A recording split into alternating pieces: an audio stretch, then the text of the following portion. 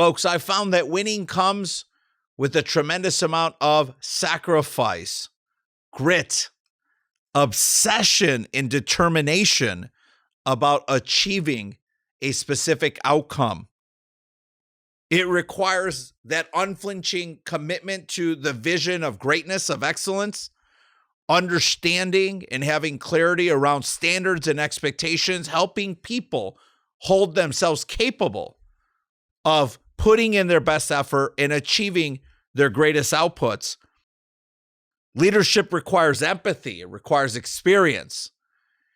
It requires wins, losses, and time to reflect on the lessons that are made clear to us in those moments of defeat. I cannot express how excited I am about today's guest. You're going to hear a story of one of the most humble men, most successful men I've met in the game of football. And you're going to hear about the hard work, the sacrifice, and what it looks like to relentlessly pursue greatness. He's a Big Ten Coach of the Year, a finalist for National Coach of the Year, nearly 30 years coaching football at the collegiate and professional level. And you're going to hear his vision for taking his current team and organization to new heights. Welcome to At the Podium.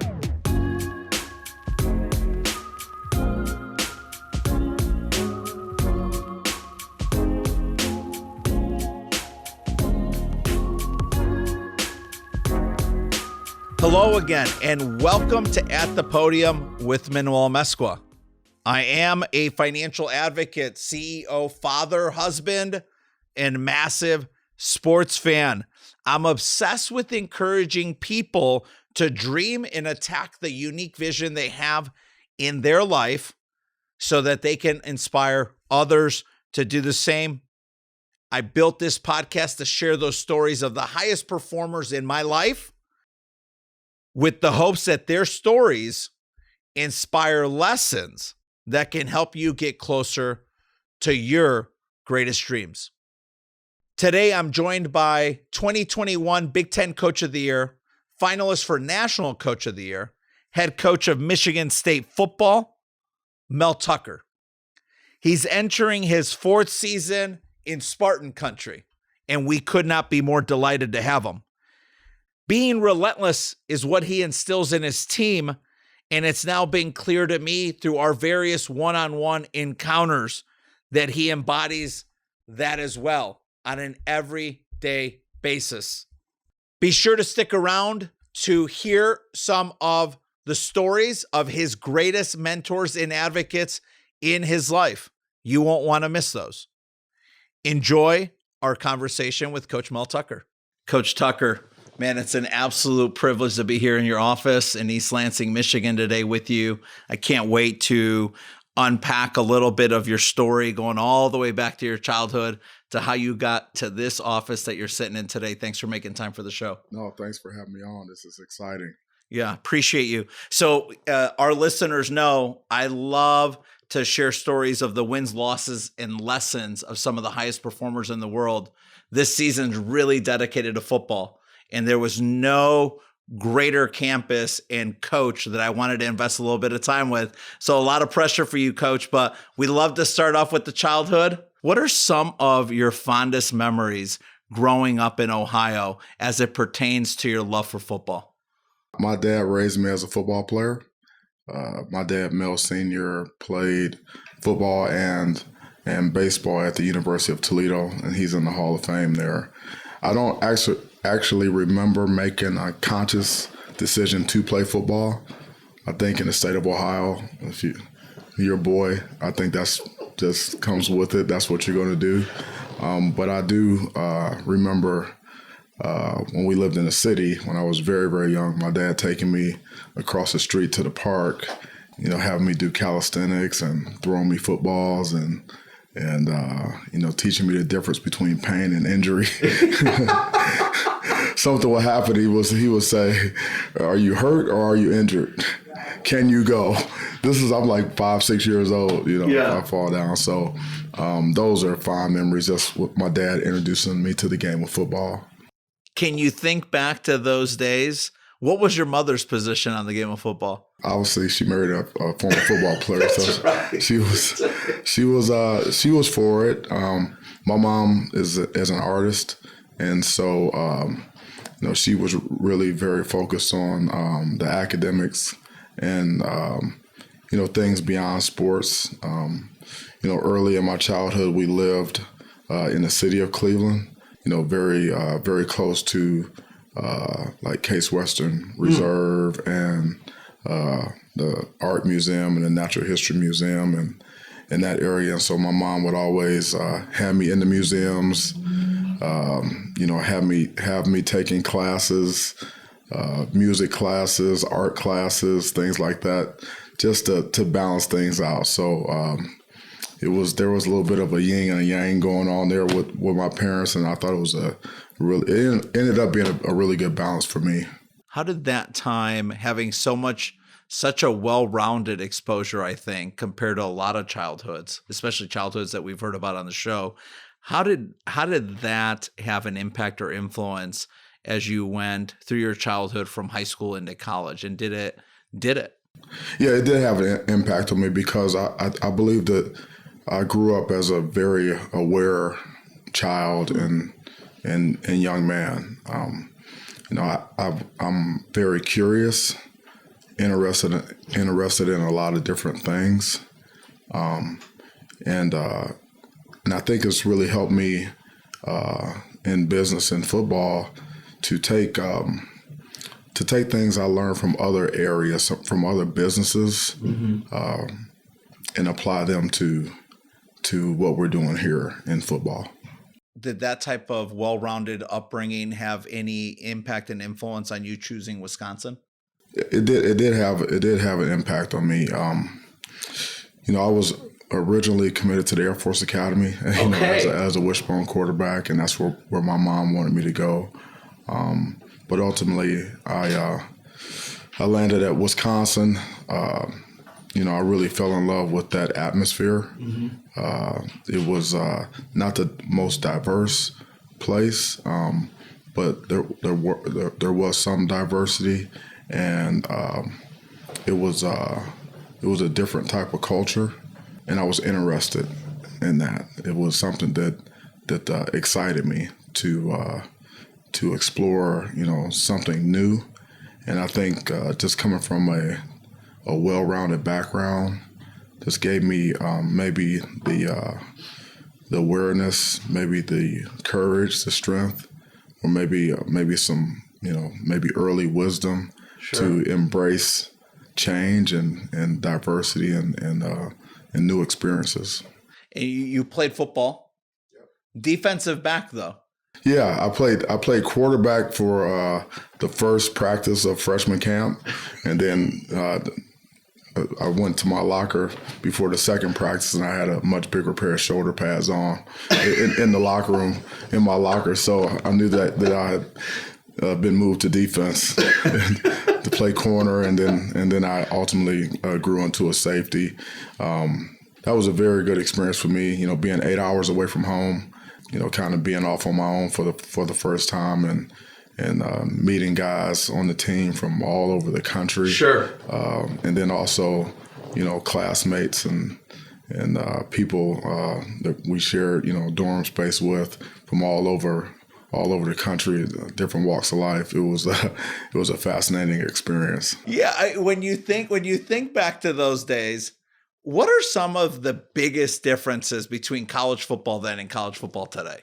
That's very interesting because today I believe that the players and the parents, they're a lot more sophisticated, a lot more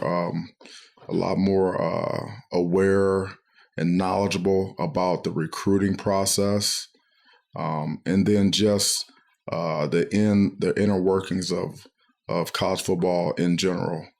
And I think it's been really a generational shift. My dad told me that he was a senior in high school when he went to homeroom one day, and his head football coach happened to be his homeroom teacher, and during his senior year, his high school football coach came to him and told him that he could go to college and play football and baseball.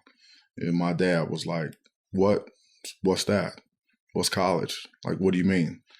Wow. Fast forward to me, wow. The next generation, knowing that I was going to play, yes. college football or college basketball somewhere at some level, that wasn't an issue.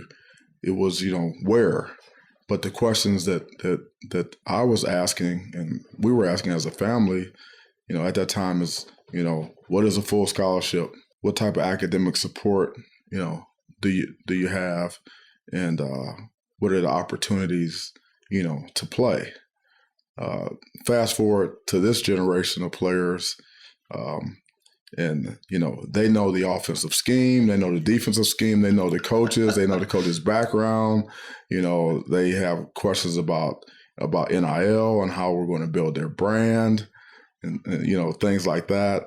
They know the depth chart, inside and out. They want to talk about paid internships and things like that, which I think is great.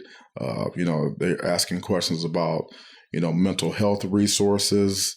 Those were not topics of discussion, when I was being recruited.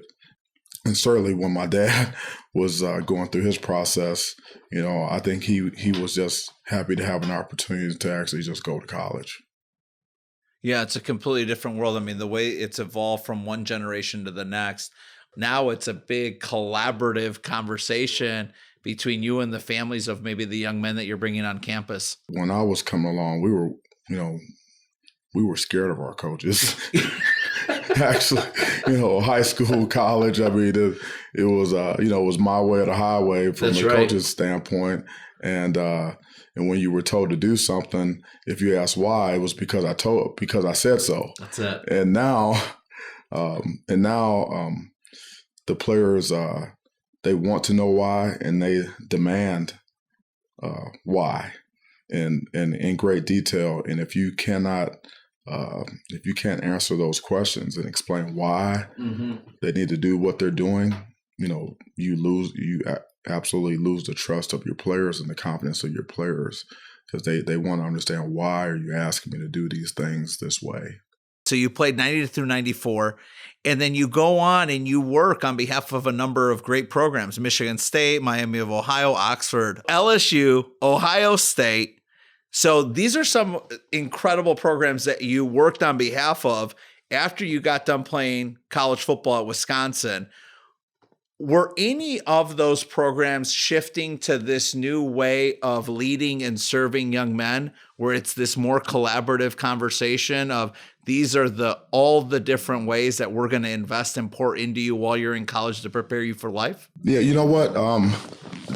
I believe when I came to Michigan State in 1997 with Coach Saban, he was ahead of the curve, I believe, because of his NFL experience. He had tremendous NFL experience at that time, and in the NFL, it is a very collaborative situation, and really kind of a relationship with the coaches and the players. And Coach Saban was always about developing the entire student athlete, 360 degrees. And so he was the first coach that I saw use consultants, subject matter experts to come in and work with the coaching staff, or work with the players. Sure. And so that was really my first really exposure, to that type of culture and that type of process of developing players. And then my time at Ohio State with Jim Tressel was invaluable. Because again, he's another coach that's all about the developing the entire human being. That's right. You know, I see you as a person, not just as a football player. That's Football right. is what you do; it's not who you are. And you know, that was tremendous. You know, 7 out of my 8 first years in coaching, I was with either Coach Saban or Jim Tressel. Wow. Industry legends. What would you say are 1 or 2 of the key things that you took from either of them that are a big part of who you are today as a servant leader on behalf of this organization? Yep. From Coach Saban, I learned organization. I learned attention to detail. I learned a sense of urgency from a coaching standpoint, and just an entire program standpoint. And I learned the confront and demand concept, which has really stuck with me all these years. And that's basically, if you see something being done, you know, on or off the field that's not consistent with the values of the program, or is outside of the process that we trust in, then you know, that individual needs to be confronted at that moment, at that time, and then there needs to be a demand put on that individual to do it right. Wow. And explain that in great detail and confront it right away. Don't wait till later on that day. Yeah. Don't wait till the next day. Don't wait till next week. And whether that was a coach or a player or support staff, you know, part of the culture and part of the philosophy was to confront issues and situations immediately and demand that things be done properly. Wow. Yeah, that was what I learned from many of the things I learned from Coach Saban. Jim Tressel, the number one thing that stands out to me is servant leadership. You know, he made it clear to us as a coaching staff that we were at Ohio State to serve our players, to serve the university community, and serve and support the people of the state of Ohio. That was what we were there to do. It wasn't about us. You know, it was about everyone else that we had an opportunity to influence with the huge platform that we had, and he led the charge in that way. You know, Coach Saban, you know, Coach Tressel. I've never seen those guys outworked, and you know, obviously that's the backbone of everything you do. Just good old fashioned roll your sleeves up, hard work. But you know, really, you know, with both of those coaches, it was always more than the X's and O's. I'm a huge fan of our friends at Sport of Kings out in LA. And as a listener of this show, you've got to check them out. Sport of Kings is an LA-based clothing brand that was started by 2 surfers and longtime friends. The story's incredible. They carry a wide range of premium tees, hoodies, sweats, caps, and more. And they're designed in-house, folks, made locally in Los Angeles and Orange County. Samantha and Ava and Atlas say, Dad, you're either in a blue suit and white shirt or Sport of Kings. And they're right. That's about it. Don't forget, Sport of Kings is a homegrown brand focused on quality over quantity. And if you go check them out online at SOKFY, so basically Sport of Kings Forever Young, SOKFY.com, and use the promo code PODIUM. You'll receive 20% off your entire order. Again, that's SOKFY.com. And use the promo code PODIUM at checkout for 20% off. And now, back to the show.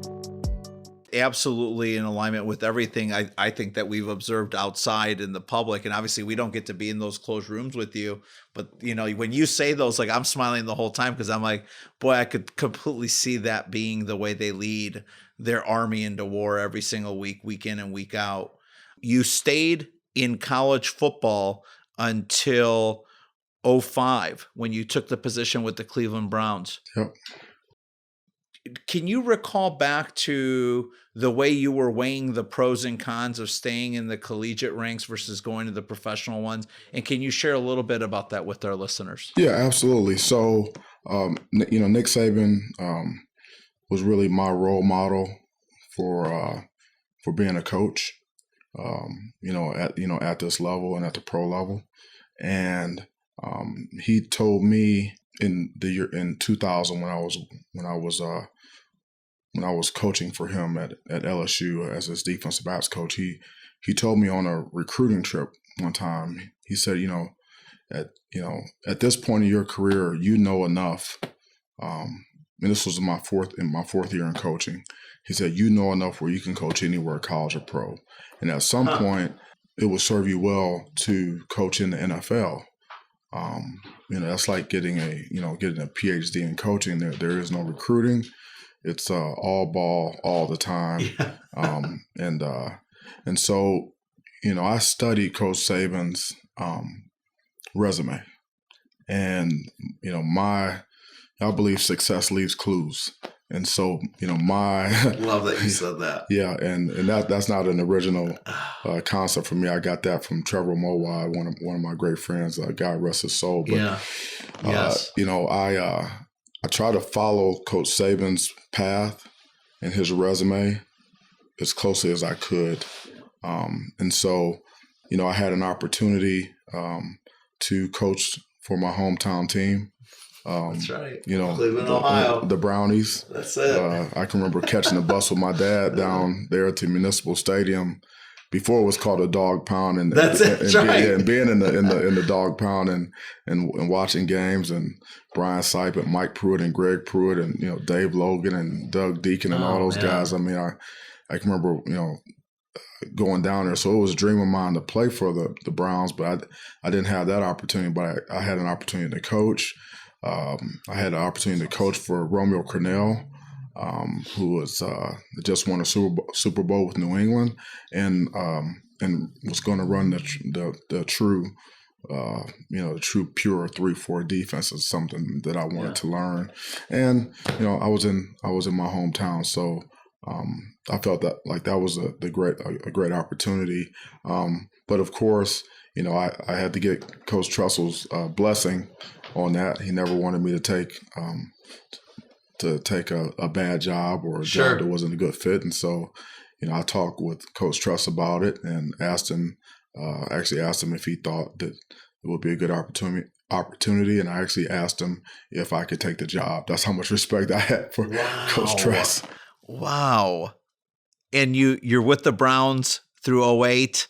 In 2009, you go to the Jacksonville Jaguars. I'm from Chicago, as you know, originally, and had a very close relationship with the Khan family back in the day. What was the sort of inspiration about going down to Jacksonville? And two, what was it like to work for Mr. Khan's organization? Yeah, so the inspiration to go there was a guy by the name of Gene Smith, who is an Ohio guy and was the general manager at that time. But I had a really good relationship with Gene, just through scouting. I was very fortunate to have a lot of good NFL prospects while I was at LSU and Ohio State. So I got to know a lot of the personnel guys in the NFL very well. And Gene was there. Thought that I may be a good fit with Jack Del Rio. Sure. And this is when Wayne Weaver owned the team. And so I went to Jacksonville as the new guy on the staff. The defensive staff was already intact, and I came in as the coordinator and defensive back coach as the new guy. Okay. And then worked with Jack Del Rio, there with the team and with the defense, especially. And so that was the inspiration. I got to know Shad and Tony at towards the end of the 2011 season. Okay. I was in my third year there. I was the defensive coordinator, and And one day, I was called down to to the front office, and I was informed that there had been a change in the head coaching position, and I was asked if I would be willing to step in for the last 5 weeks and be the interim head coach. And of course, I told Wayne whatever I can do for the organization, and then I had a meeting with Gene, and I took over the reins as the head coach that day. And that same day, it was announced that Shad Khan had bought the team. That's right. I heard that's why you were there. And so shortly thereafter, I met Shad, and he's great, great guy. Just a really cool guy. It's like when I grow up, I want to be like Shad. That's it. He's like one of those guys, right? Yeah. And then I got a chance to meet Tony. Yes. And Tony and I became really good friends, and we still stay in touch to this day. And Tony started a sports science, like a analytics department. Genius. Really kind of the sports science analytics department in the organization. Yeah, it was all data. It was a lot of data, and he was big into that, and so was I. So we hit it off, and we would kind of. We would just kind of geek out and nerd out late at night. Tony liked to sleep during the day. He would come alive in the evening. And so it would be the end of my day. And then I can remember being in there at 2, 3 o'clock in the morning with Tony. Well, he was just up ready to go with the ideas, and I was just kind of winding down.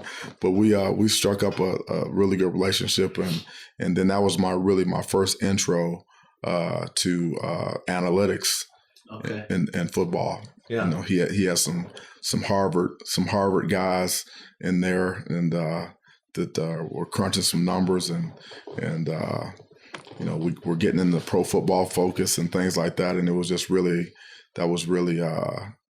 Shad and Tony coming in with the engineering backgrounds and numbers and led to a lot of success in business, right? A lot of success, and so I learned a lot from both of those guys. Your next stop was Chicago. I vividly recall when you were there. My brothers and I have been, going to games since we could afford the tickets. And when did you know that it was time to go back to college football? Yeah, well, in 2012, while I was in Jacksonville, my last season in Jacksonville, I interviewed for the head coaching position with the Wisconsin Badgers with Coach Alvarez. He was the AD.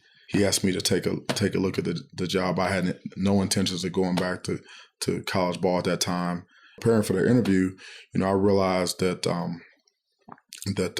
there was a lot that I could offer the high school guys and the college guys, because at that time, I had spent several years in the National Football League, and then 8 years before that in college.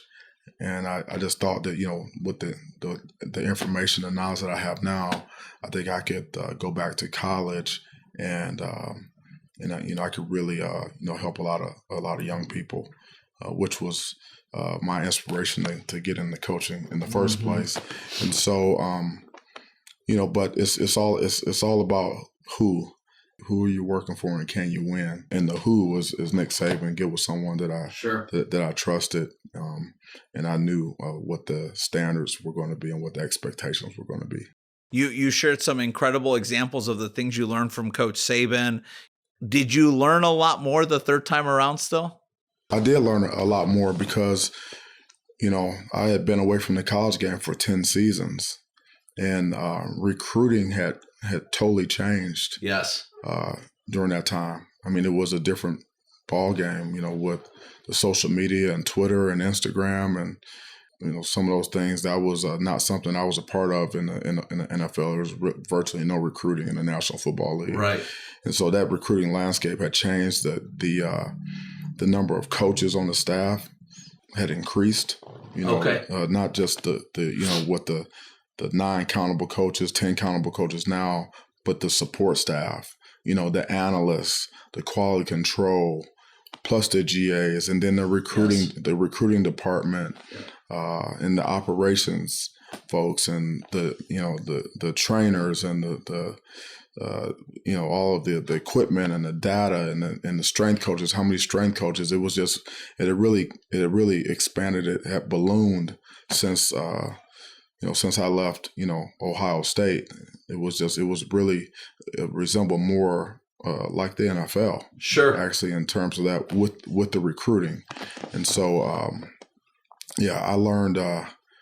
There were a lot of changes for me. There was an adjustment period, but the one thing about Coach Saban is that, and he had evolved over those years, obviously, and become better and better and better and better, and he adapted and adjusted and was innovative.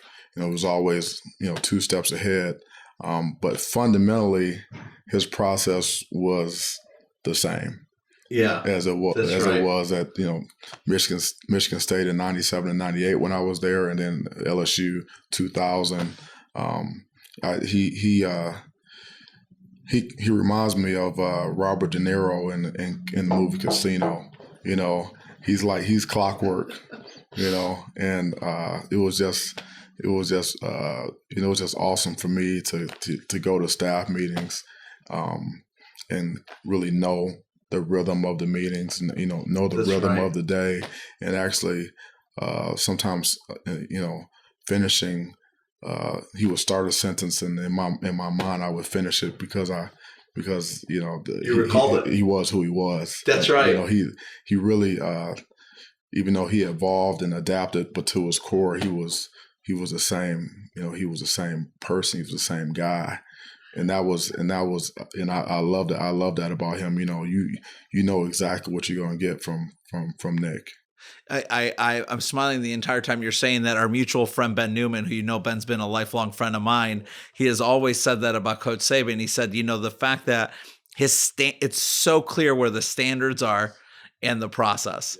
And he's like, you just don't waver and deviate. No, I know that I never had issues working with Coach Saban because you always knew where you stood.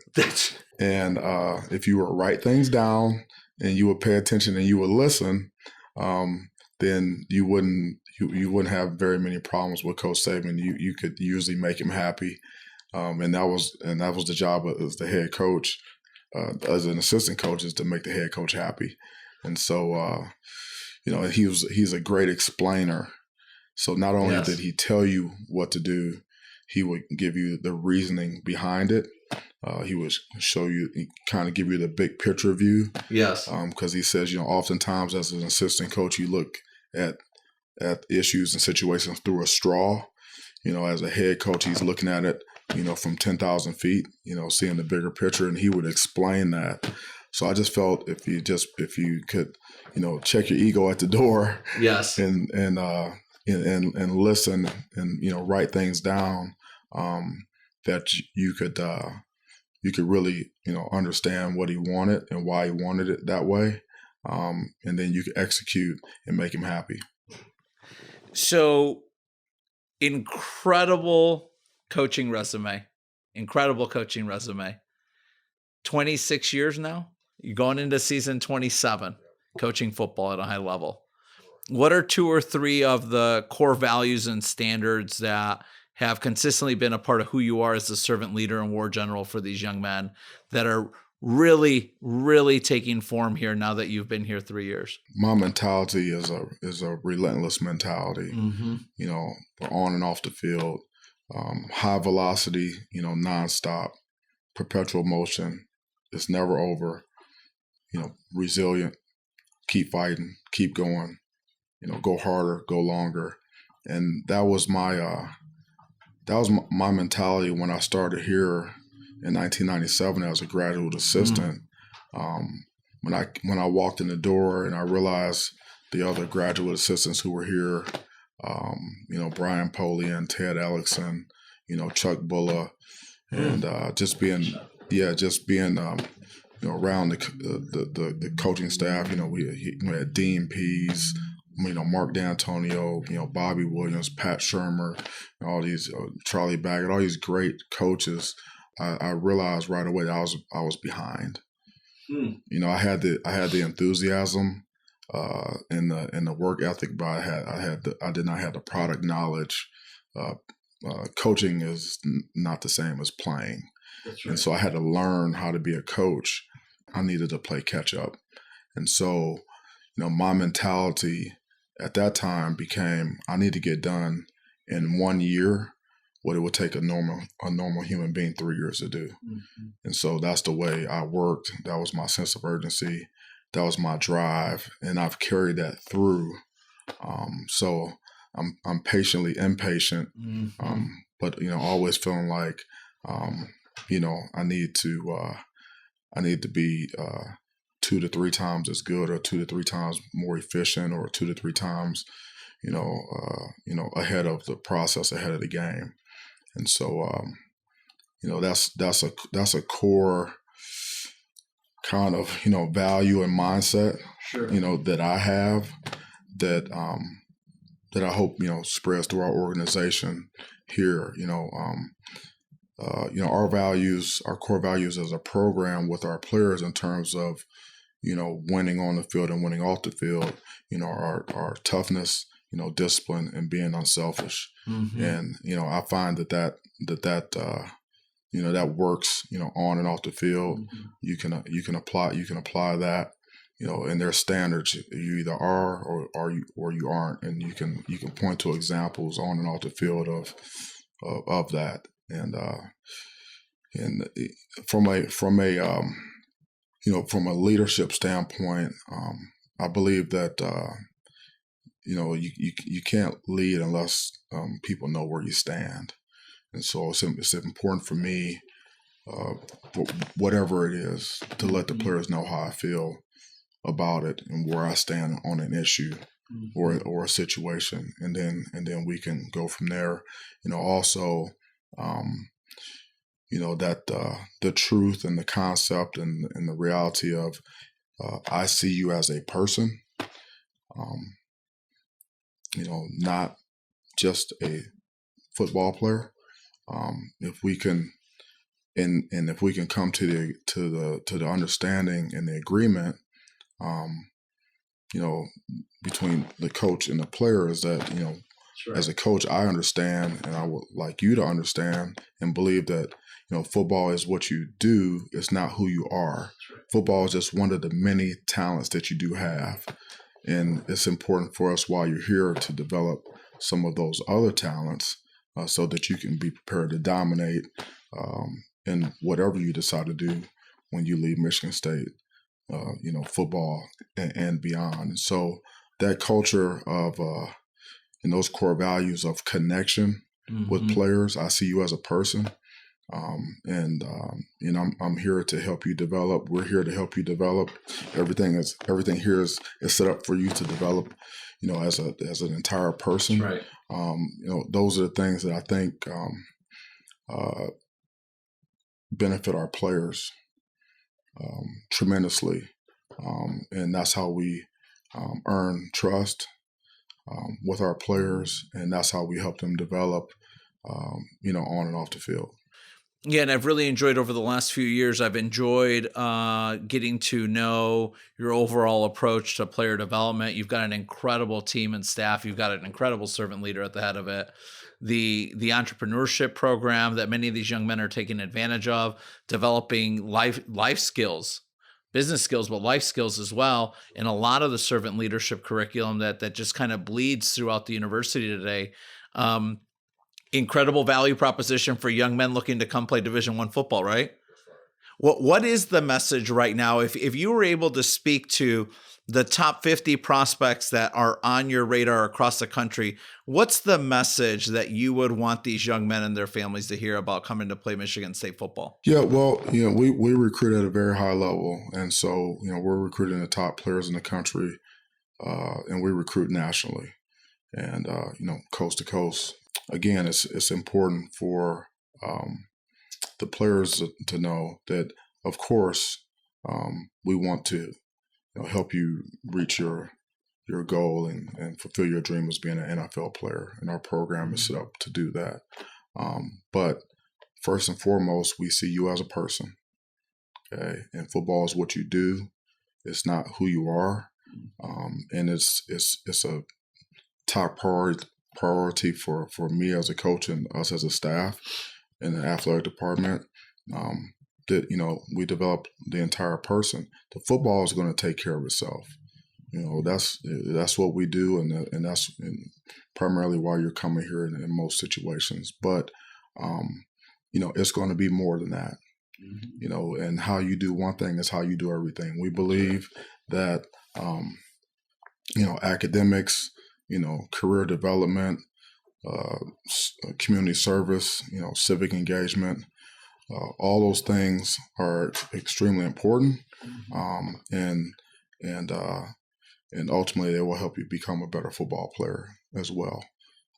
Because there's tremendous carryover in those things. And so, a lot of the conversations that I have with the recruits and the parents, obviously they want to know my background and they want to know my philosophy on football. But I would say that we spend the majority of our time, talking about and talking through things that are not football related, because at the end of the day, that's what's most important.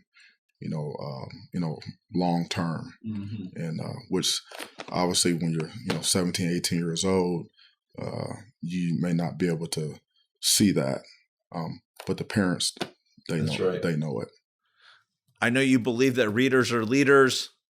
What's the book that every student athlete across this country should be reading right now? That's a great question. Trevor Mawad is a really good friend of mine, and he passed away a couple Septembers ago, and his first book was It Takes What It Takes. Thought was a phenomenal book, and then his second book that he that was released posthumous is called Getting to Neutral. The concept of neutral thinking shows up, a lot, and that concept is a very simple concept, not as easy to apply in real life, but the concept is that situations are what they are, and it's important to try to take the judgment out of it and just understand that it's not right or wrong, it's not good or bad. It just is what it is. And based upon the information that you have about the situation, information that you've gathered, things that are, go to the truth of the matter and factual, based upon those things, then you decide, you have the good ability to decide what is the next right step to take. And you take that step, trying to take the emotion out of it. And that applies, on the field and off the field, and living in the now, referring to the past for practical purposes. Sure. Because, there is a practical reason why you need to reach back in the past and sure. Learn and remember. And then also the future, it's important that we plan and that we set goals and things like that. But, but really spending and really focusing and having intentional focus on the now, which is really the only thing that actually exists. Yeah. Let's obsess about what we control right now. That's right. And so I would say, the Getting to Neutral. That's good. Trevor's second book is a book that I give out to anyone who will take it. Thanks for sharing that, Coach. I know we're up on time. Share one last thought. What's the greatest obsession you have right now? What's on Mel Tucker's mind right now? Yeah, well, the thing that I'm extremely passionate about is career development for our players, and Alan Haller, he's a great leader for us, our athletics director, and he understands that we have to prepare our players for life beyond football. Academic support is primarily for eligibility and graduation. It's not necessarily career planning. And so, we have a program in place, and we're looking to, increase our staff in that area to work with our players from the moment that they get here to the time they leave on career planning. Whether they're early assessments, helping them, with their networking, with internships, whether they may be micro internships or shadowing opportunities, or mentorships, things like that, to help give these players the tools that they need to be able to compete in the real world and whatever they want to do, beyond football. And I want to be able to look back, 20 years from now, 25 years from now, 15 years from now, and say that our major donors for football are former football players. That would be a dream come true for me. That's not normally the case for a lot of the places that I've been. I know there's reasons for that, but I believe that there's a opportunity now to change the narrative, beyond graduation. That's right. There's some significant work that we're doing in this actually mandatory curriculum and part of our process here at Michigan State. And I'm passionate about that improving, every day. To at some point we will be the gold standard in college sports in terms of career planning and development with our student athletes. Coach, it was an absolute privilege to be here with you, hailing from the great Cleveland, Ohio. Mel Tucker, 26 years of professional coaching under your belt. You look younger than I do, Coach, so I don't know how you do it, but you're doing something right. Just wishing you an incredible amount of continued success and health for you, your family, the program, and Michigan State University. And we're really excited to see what hits the field this next fall. Yeah, thank you so much. It was an honor to be on with you. Thanks, Go Coach. Green. Thank you so much for listening, and thanks to our guest, Coach Mel Tucker. You can follow Coach on both Twitter and Instagram with the same handle, @Coach_M Tucker.